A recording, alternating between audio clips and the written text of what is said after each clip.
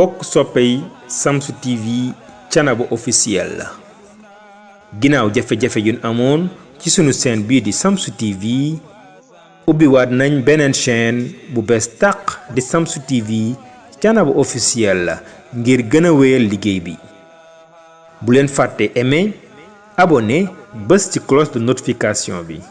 waaye partager ngir gën a wasaare liggéey bi Shamsu TV leeru àdduna Shamsu TV Shamsu TV ay borom yaaram yaa ñu bégal no sunu may yaa ngi baawa mbokki téléspectateurs yi ñuy seetaan ci Shamsu TV mbokki internet yi noo ngi wax asalaamaaleykum wa rahmatullahi wa barakaatuhu noo ngi leen di nuyu di leen siyaara di jiital si nuyoo bi Baye Serigne Thiénaba Baye Serigne Hassan Seck di ko ñaanal yàlla na yàlla yàggal ko fii te mu ànd ak wér noonu lañ koy ñaanalee bépp kilifa diine rawatina les xalifes généraux waaye tamit kilifay aada yi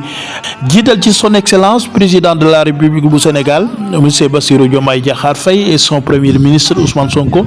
waaye tamit ministre de l'intérieur Jean-Baptiste Tine ak ñi nga xamante ni bi ñoom la ñu bokkal gouvernement bi yëpp mbokk yi CDD préparatoire gàmmug Serigne Ibrahima Seck édition 2025 mu war a am samedi yemoog le 10 mai 2025 foofee ca Thiénaba ñuy amal CDD bi nag fii nga xamante moom moo di préfecture bu Thiès ci teewaayu préfet du département ak ki nga xamante moom moo di sous-préfet bu Thiénaba ak chef de service yi ñu ko daan àndal yëpp waaye tamit ci teewaayu maire de la commune de Thiénaba El Hadji Talla Diagne ci teewaayu Serigne Ahmed Dame Seck nga xamante ni bi mooy coordonnateur u gàmmu Thiénaba ci teewaayu Serigne Alassane Niane Seck chef de village ak njabootu Seexu Thiénaba Mame Amadou Ndak Seck yëpp rawatina waa kër Serigne Ibrahima Seck borom yaaram CDD boobu lañ leen fas yéene baaxee tey nag incha allah mercredi yemoog le 30 avril 2025 bàyyil xel ni gàmmu gi le 10 mai bi ñu dëgmal la incha allah mu doon gàmm goo xamante ni bi yaakaar naa ni daan na wàccaay wi daan na rëy waaye ren moom Sénégal yëpp seetlu nañ ni wàccaayu gàmmug Serigne Ibrahima Seck gu ren gi mosu fee am buñ demee ba yegg si gàmmu gi nag yàlla na ñun ñëpp ñu ne gàmmu gi ñu def moom mosu fee am te am nañ ci yaakaar ndax olof da daan wax ni cin bu naree ne bu baxee xeeñ waaye lii moom li muy wane mooy gàmmug ren gi bu ñu yàlla daf lay fekkee ak tal ba ci bés ba gàmmu gi nar naa rëy yàlla na yàlla dafa ñu fekkee ak tal ñu wàcce suñ kàddu rek bàyyi leen ngeen topp CDD bi fii ci préfecture bu Thiès ak préfet du département ak chef de service yi ñu ko àndal yëpp ak coordonnateur u gàmmug Serigne Ibrahima ak président comité d'organisation président organisation beeg ñëpp rek incha allah.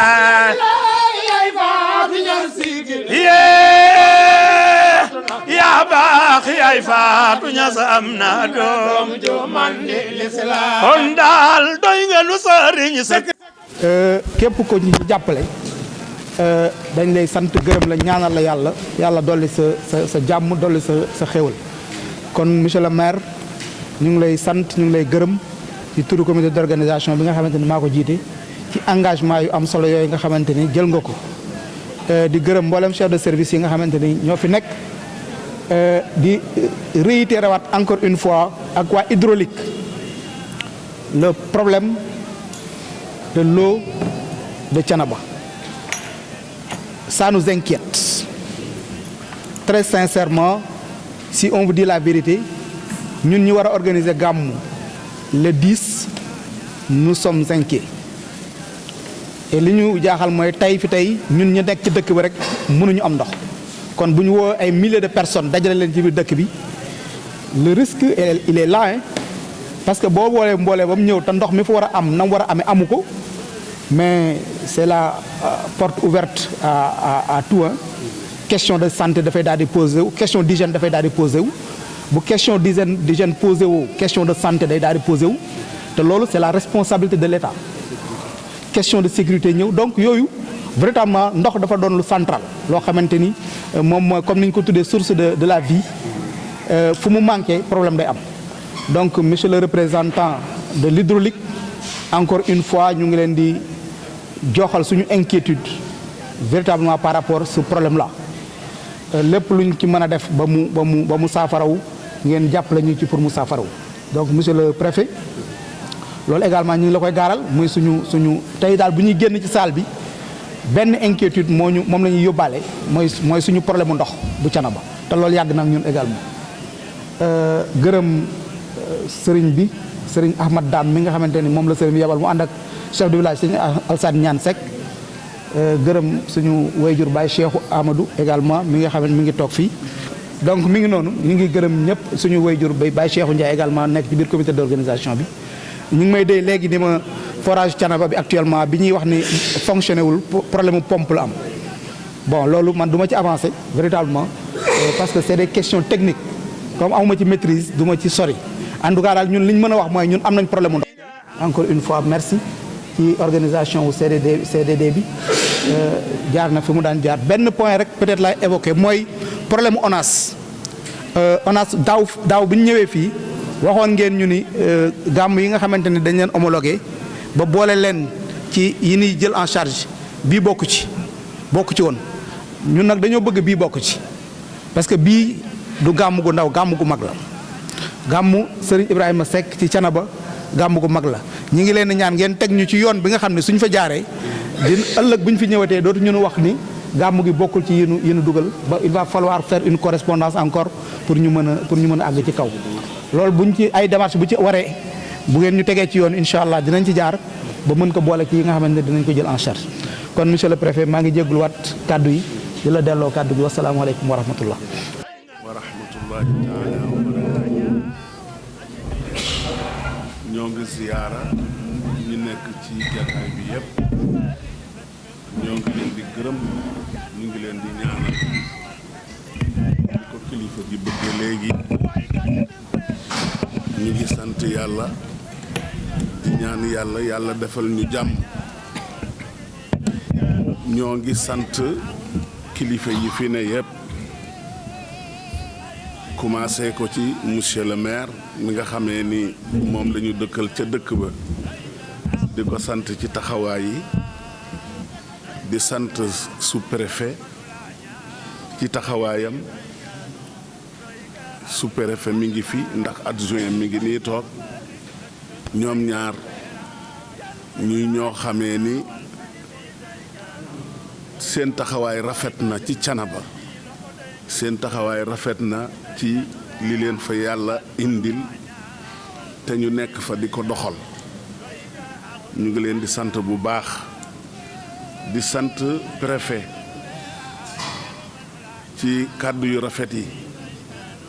ak xalaat yu rafet yi ak yar bi ak teggin yi yàlla na la yàlla sàmm ki nga fi toogal yàlla may leen li ngeen bëgg nag jàmm moo ci jiitu yàlla na ko yàlla def di sant seen kilifa gi ngeen fi nekkal di monsieur le gouverneur ci taxawaayam ndax moo jàppandal lépp bu joxewul woon ndigal kon lii du sotti kon sant nañ ko gërëm nañ ko sant itam seen kilifa gi nga xamee ni ci moom ngeen di xëyal moom ngeen di gontal mu monsieur l'intérieur tur bi daf maa rëcc Jean Baptiste di ko sant bu baax ndax ñun fu ne la ñuy dem lu ne la ñuy dégg lu ne la ñuy gëstu waaye gis nañ ni nit ñi seen xel a ngi dal te am réew bu amee sécurité jàmm mën a am ku amul sécurité doo mën a lekk doo mën a naan doo mën a nelaw ku dégg ci réew yi ñu wër di nga xam ni jàmm am na waaye yàlla na gën a yokku ndax réew moo xamee ni ñi ko wër ñépp stabilité amu fa bu stable ña ko yore jàmbaar lañu kon sant nañ leen bu baax di sant ay kilifaam yépp premier ministre monsieur Ousmane Sonko ndax moo ko tànnoon te waxoon na ni doy na ma moo tax ma tànn ko kon loolu ñu ngi ko ci sant bu baax moom ñi ko tànnal di sant président assemblée nationale di alxaaji Malick Ndiaye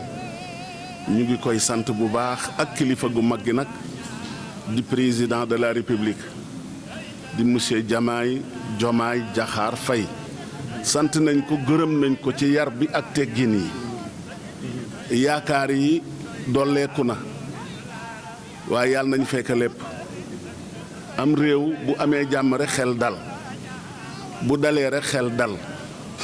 kon yal na yàlla may leen ndam ci li nga xamee ni responsabilité la ci yéen kullukum ra'in wa kullu ra'in mas'ulun an ra'iyatihi loolu yonent bee ko wax yàlla nee na dinaa laaj nag waaye ñi may laaj mooy ñi ma yónni woon dinaa leen laaj nu ñu def ak la ma leen yónni woon te mooy yéen kon yàlla na tontu ba yomb gërëm nañu bu baax ci seen taxawaay ci bisu sëñ Ibrahima Seck sëñ Ibrahima Seck nag daa bokk ci état donte état joxu ko cëram waaye dafa bokk ci état 46 la nekk xalifa Thiénaba booba xilaafa yombul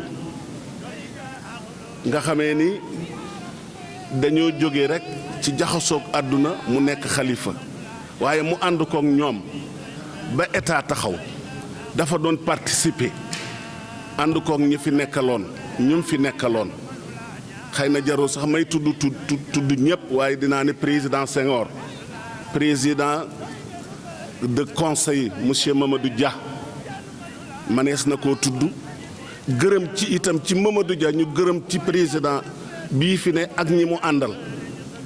ndax kóllëreem ak sëñ Ibrahima Seck daanañ ko daw waaye mbir dina toll foo xam ne da nga koy fésal ndax li tax ñuy gërëm ñii fi ne dañ ko jox cër fonk ko defal ko lu rëy moom monsieur Mamadou Dia tudde ko mbedd mi gën a mag ci Dakar te nag du tudde kese de ndax ka gën a mag ca France la ñu teg fële jël Mamadou Dia teg ko ca place ba moo tax mu rëy sëñ Ibrahima Seck ngeen ko defal sëñ Ibrahima Seck ngeen defal loolu muy ndam lu rëy loo xamee ni ndamal Thiénaba la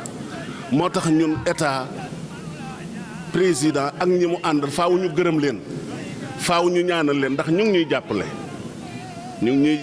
ñu ngi ñuy taxawu di taxawu sëñ Ibrahima Seck sëñ Ibrahima Seck dafa bokk ci état exemple la ci rek li sëñ ñaana doon wax léegi première fête indépendance fii archive yaa ngi fi photo yaa ngi fi te loolu kenn mënu koo weddi keroog bi ñuy def première fête indépendance fii ci Dakar dafa woote fii ci Thiès dafa woote keroog Thiénaba dafa fees dell ak fas ñun duñ ko fàtte ëppoon na daanaka matoon na téeméeri fas mu ni leen da ngeen may gunge Thiès ndax ku am ngénte ku am doom sañ koo ngénte daal di ànd ak ñoom ñëw fii fas yi topp ko mu défilé kooku mooy seul kilifa diine bu ko def ci Sénégal histoire a ko bind histoire a ko noté kon kooku état war na koo jox cëram monsieur le préfet li nga wax rafet na sànq nee nga ñii dañ leen di war di waxtaane dañ leen a war a xamal xale yi dañ leen a war a xamal seen histoire te bàyyi ñi nga xamee ni amuñu tubéy amuñu sax lu mat su tubéy ñu leen di wax sunu doom yi rek ba kenn xamatul sa baay kenn xamatul sa maam jërëjëf ci kàddu googu kàddu gu rëy nga wax kàddu googu xam diina dina la ci gërëm waaye ñun ñii di donga yi dinañ la ci gërëm bég nañu kontaan nañu bu baax bis bii nag lu ngeen ci bëgg yàlla na leen ko yàlla defal yàlla na yàlla sàmm leen li la na la wóor daal ni li nga bëgg ñu ngi ci te mooy ñaan yàlla def jàmm ci réew mi ñaan nag boo koy def ka jiitu ngay jëkk a ñaanal ndax kooku bu amee jàmm am te gaal gi ñoo ko bokk gaal gi ñoo ko bokk benn gaal rekk la ku ko bënn itam ñëpp bokk suux fa tabaarakallaahu ñoo ngi sant bu baax di gërëm ñëpp di ñaanal ñëpp di ñaanal ñii fi nekk itam te war koo tas waaye na ngeen génne sama kàddu yi waaw bu leen am lu ngeen ciy xalaat bu mu am sëñ Ibrahima Seck gàmmu gii mooy seul gàmm goo xamee ni assemblée nationale la ñu décrété ni dañ ko war a def waaw te loolu Senghor a ko def kon ñu ngi koy gërëme Senghor muy 53 ans année bii kon waaw étoile bi keroog bi nga xamee ni Senghor woote na Senghor ku yàlla mayoon la ndax da daa diisoo te kilifa day diisoo bi muy def drapeau bu Sénégal dafa woo kilifa yi di waxtaan ak ñoom dañ daa associé waaw sëñ Thiénaba Ibrahima Seck Alaaji Abdou Aziz Si ñooñu nga xamee ni fa tabaarakallaahu sëñ Fallou Mbacké mag ñooñu Baye Niass ñooñu Sidi Nourou Tall ñooñu ñëpp ñu daje mu ne nag dañoo war a wut couleur pour réew mi lu ko loo xamee ni daf koy wone day wone jëmm ji te dafa war a rafet ba ñu tànnee ba pare sëñ Ibrahima Seck dani waaw lu ci diine am lan la ci diine am kilifa yi ni ko yow mi ko tudd de wax ko mu ni leen nañ ci def biddiw bi kon loolu moo tax ma ni dafa participer sëñ Ibrahima Seck dafa participer bokkul woon toog rek di déglu waaw te li may wax bu ngeen demee ci archive di ngeen ko gis kon loolu ndokk bi nga waxee sous-préfet sa wax bu rëy bi ñu ngi lay ci sant bu baax monsieur le maire ñu ngi leen di gërëm yow doomu sëñ Ibrahima Seck nga waaw loo def kër sëñ Ibrahima Seck loo war a def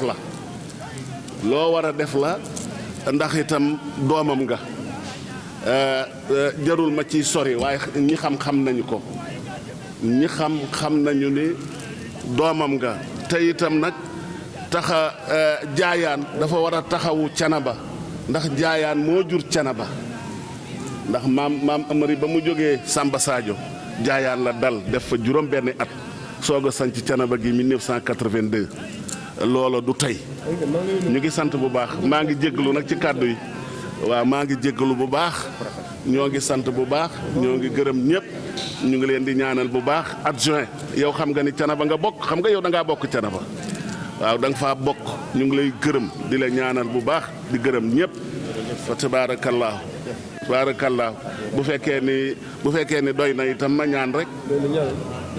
waaw mën ngaa ñaan waaw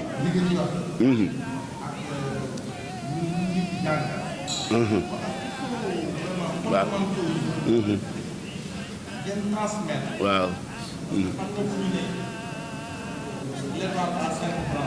waaw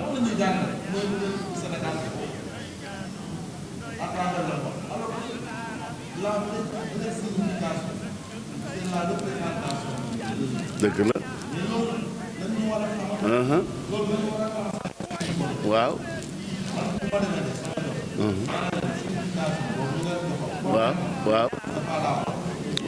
li tax itam mooy étoile bi wax nga ko arkaanul islaami xamsa arkaan ponk diine yi juróom la étoile bi ñaata koñ la juróom la ba tey loolu ci lu mag ñu dugal la but la bu sëñ Ibrahima Seck dugal xam ne ñun diine lañu am moo xam diine l'islam la moo xam diine chrétien la ñun diine lañu am te diine moo ñu mën a téye diine moo ñu mën a sàmm la nga wax sànq lu rëy la man daf maa dugg ndax bu ñu xamoon mag ñi ak li ñu daj ak li ñu bëgg ak li ñu doon def kon lii ngay dégg ci réseau yi doo ko dégg li ngay dégg ci réseau yi doo ko dégg waaw parce que am njàngat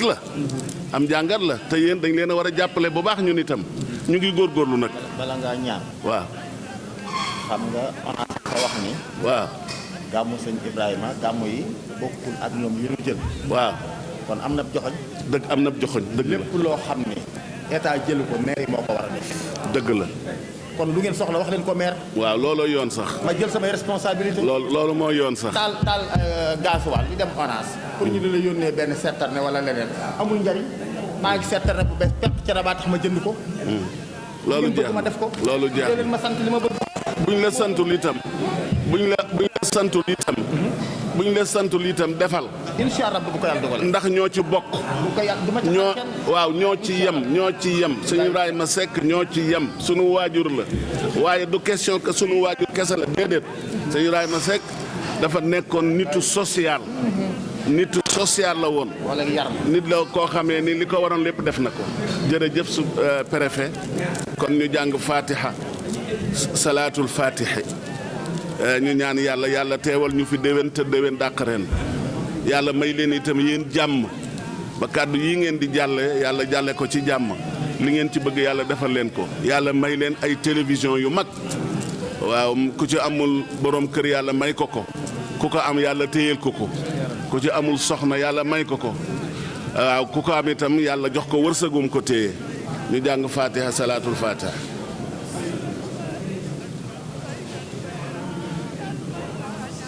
bismillahi rahmani rahim ay gaañu def leen nii loxo day ngeen sëriñ sëkk say ngeen weera kenn mënu laa ñaawal sëñ bi doy nga axlu islam yaram doy ay doy ngeen weera ay kenn mënu laa ñaawal sëñ bi doy nga axlu islam. Cet événement religieux qui va se dérouler au niveau de Thiénaba. Merci, mon nom c'est Cheikh Ndiaye. Je suis le président du comité d'organisation du Gamou de Serigne Ibrahima Seck, qui fut le deuxième calife de Serigne Thiénaba Ahmadou Ndak Seck. Donc ce Gamou, nous comptons l'organiser le 10 mai, Inch'Allah Ta'ala, à Thiénaba Seck. Et nous venons de sortir d'un comité départemental de développement organisé par monsieur le préfet afin de nous permettre d'interagir avec les différents chefs de service et pour leur exprimer les besoins que nous avons par rapport à l'organisation, n'est-ce pas, de ce Mawlud-là. Nous avons exposé tous les besoins que nous avons eus. Et également, nous avons eu une oreille attentive des services techniques étatiques. Nous avons eu également une oreille attentive de la commune de Thiénaba. Nous avons eu également l'oreille attentive de monsieur le préfet du département qui représente en réalité l'État central. Nous avons exposé plusieurs besoins dont le principal demeure et reste la question de l'eau. Thiénaba ne boit pas aujourd'hui. Je viens de Thiénaba aujourd'hui, mais les robinets ne coulent pas. Et ça, c'est un problème récurrent qui date de plusieurs années. Depuis plusieurs années, Thiénaba a une insuffisance caractérisée, n'est-ce pas, de l'eau. Et aujourd'hui, nous nous acheminons vers l'organisation de Mawlud. Qui dit l'organisation de Mawlud parle de regroupement de beaucoup de personnes. Alors, donc, qu'est-ce qui va se poser comme problème? C'est déjà, nous sommes inquiets. Nous tous, nous sommes inquiets là, à Thiénaba, à plus forte raison maintenant, quand on va devoir rassembler une population à Thiénaba. Donc, nous voulons interpeller l'État au plus haut niveau pour dire que ce problème de Thiénaba doit être réglé. Et c'est un problème qui doit être réglé définitivement. C'est une grande cité religieuse qui regroupe énormément de monde pendant plusieurs événements durant l'année et nous peinons véritablement à satisfaire ce besoin-là. Et c'est un besoin aujourd'hui qui ne peut être pris en compte et réglé que par l'État central. Et c'est la raison pour laquelle nous lançons un appel fort à l'endroit de monsieur le Premier ministre, monsieur Ousmane Sonko, et à l'endroit de son Excellence, monsieur le Président de la République, monsieur Bassirou Diomaye Diakhar Faye, qui ont les règnes de ce pays-là. Et nous leur disons que Thiénaba souffre. Thiénaba souffre depuis très longtemps et Thiénaba continue encore à souffrir pour cette question de l'eau. Et les infrastructures hydrauliques notées dans cette localité ne suffisent pas? Ça ne suffit plus. Thiénaba, c'est une communauté religieuse grandissante. Aujourd'hui, nous avons 2 forages, mais ça ne suffit pas. Et que la couverture du réseau également est très vaste. Ce qui fait que ça dépasse Thiénaba. Ça couvre plusieurs villages de la commune de Thiénaba. Donc ça ne peut plus satisfaire Thiénaba. Donc il faudra prendre des mesures adéquates pour pouvoir régler ce problème-là définitivement. Est-ce que vous vous sentez rassuré par rapport aux engagements qui ont été pris? Si je vous dis la vérité, concernant les questions de l'hydraulique, je sors de ce CDD. Mais je reste à ma faim, je suis inquiet. Même si, il faut le dire, monsieur le représentant de l'hydraulique nous a donné l'engagement de mettre à notre disposition un dispositif, n'est-ce pas, composé de 2 citernes à eau mais également de 2 bâches à eau qu'ils vont essayer d'alimenter. Mais ça ne suffira pas. Si le réseau de Thiénaba ne recommence pas à fonctionner, cela ne pourra pas satisfaire, c'est sûr. Donc je sors inquiet, tout en espérant quand même que les hautes autorités vont entendre notre voix et vont quand même prendre les mesures pour régler ce problème définitivement. mel ni yéen a ngi jóge ci CRD boo xam ne dañ ko jagleel événement religieux bu mag parce que yéen am Thiénaba mais mu mel ni da ngeen ànd ak njàqare bu rëy. waaw dañu ànd ak njàqare bu rëy parce que ku woote gàmm gu toll ni gàmm sëñ Ibrahima Seck ci Thiénaba muy bëgg a des lu bëgg a mat fukki fan yu néew ñu ne la Thiénaba ci waxtu bi ngay waajal CDD di ko def Thiénaba amul ndox te ñàkk ndoxum Thiénaba du tey yàgg na. xanaa dañuy jongler rek di jéem mais Thiénaba gëj naa am ndox bu doy kon nag tey bu ñu nee dañuy organiser gàmm ba pare ñu ne ndox boobu waxuma la lañ doon amakus néew amatuñu ko jaaxal na ku nekk. moo tax dañu génn ci CDD bi exposer suñu ay problème mais dañ fi génne ak njàqare ak tiitaange su fekkente ni état bi nga xamante ne mooy réewu Sénégal jëluñu ay matuwaay yi ñu war a jël. pour dimbali Thiénaba pour mu génn ci situation bi je dis que gàmm gi ñu jëm ñun dinañ ci am jafe-jafe lool te ndox dafa bokk ci li nga xam ni mooy tax cet mën a am te cet mooy li nga xamante ni mooy tax wér-gu-yaram mën a am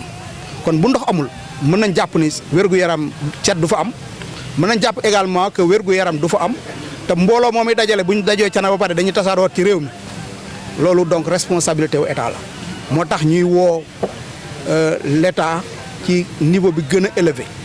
parce que problème bi xam na ni ñoom ñoo ko mën a régler muy son excellence monsieur Bassirou Diomaye Diakhar Faye mi nga xamante ne moom la yàlla teg réew mi ci loxoom ak ki nga xamante ne mooy son premier ministre monsieur le président Ousmane Sonko donc ñu ngi leen di woo ngir ñu jàppaleñ ci problème mu Thiénaba bi ngir mu solutionné balaa gàmmu sëñ Ibrahima Seck te gàmmu googu le 10 la incha allah. ana forage yi fa nekk.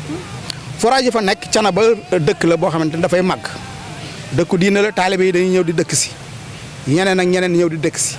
ba pare forage yi fa nekk dikk yi mu couvrir dafa bari donc infrastructure am na fa certes mais doyatul pour Thiénaba mënatul couvrir Thiénaba loolu il faut ñu yokk ko il faut ñu améliorer ko pour mën a Thiénaba mën a am jàmm. ginnaaw jafe-jafe yi ngeen di dund certains engagements jiitu na tey ndax seen xel xaw ma daal. alhamdulilah ñu ngi sant yàlla parce que depuis bi ñu organisé le CLD au niveau de l'arrondissement de Thiénaba par monsieur le sous-préfet de Thiénaba il y a eu quand même des avancées significatives il faut le dire. parce que am na ay yokkute yoo xamante ni seetlu nañ ko ndaxte gis nañ ni ci wàllu yu bari sécurité engagement yi ñu fi jëloon confirmé nañ ñu ko wàllu santé engagement yi ñu jëloon confirmé nañ ñu ko wàllu service d'hygiène engagement yi ñu jëloon confirmé nañ ko SONAGED engagement yi ñu jëloon confirmé nañ ñu ko DMTA engagement jëluñu woon ay engagement sax mais am nañ ci ay avancées quand même yoo xamante ni dal na suñu xel. Monsieur le maire de la commune de Thiénaba également jël na séance tenante ay engagement wanaan ñu sa disponibilité à accompagner le comité d'organisation kon loolu mën nañ ni buñ ci sukkandikoo suñu xel dal na côté yeneen yi daal wax dëgg yàlla suñu xel dal na fa amuñu ci inquiétude ndox mi daal moo ñu jaaxal. Cheikhou Ndiaye président comité d'organisation gàmmu sëñ Ibrahima Seck Thiénaba. merci. doy nga nu weera kenn mënu la ñaawal sëñ bi doy nga nu doy nga axlu islaara doy nga nu sëriñ sëkk doy nga nu weera kenn mënu la ñaawal sëñ bi doy Shamsu TV mbokki internet yi yéen yi nga xamante ni bi yéen ñuy tàmm topp ci chaîne bii di Shamsu TV ginnaaw bi ñu leen nuyoo jéggalu leen nag ci ab diir bu yàgg boo xamante ni bi gisu leen benn élément bu ñu dugal ci chaîne boobu di Shamsu TV li ko waraloon rek jafe-jafe technique la bi nga xamante ni bi moo liggéey ñoo ànd ba tax chaîne bu njëkk bi dañ ko mujjee arrêté nag ubbee laal leen beneen chaîne Shamsu TV boo xamante ni bi moo gën a yàññi moo gën a xumb moo gën a méngoog jamono kon li ma lay wax mbokk mi damay sàkku nga wax ko sa morom abonné waatal gaaw comme ni nga abonné woon ci chaîne bu njëkk bi waaye tamit del partage lien yi del aimé del commenter ndax loolu moo ñuy dooleel ñaan gi nga xamante ni bi téléspectateurs yeeg internautes yi li ñuy dooleel mooy ngeen abonné waat gaaw ba baar bi yéegaat ca kaw ba romb fi mu nekkoon mbokk yi ñu ànd ak yéen ca kaw ci kanam. Shamsu TV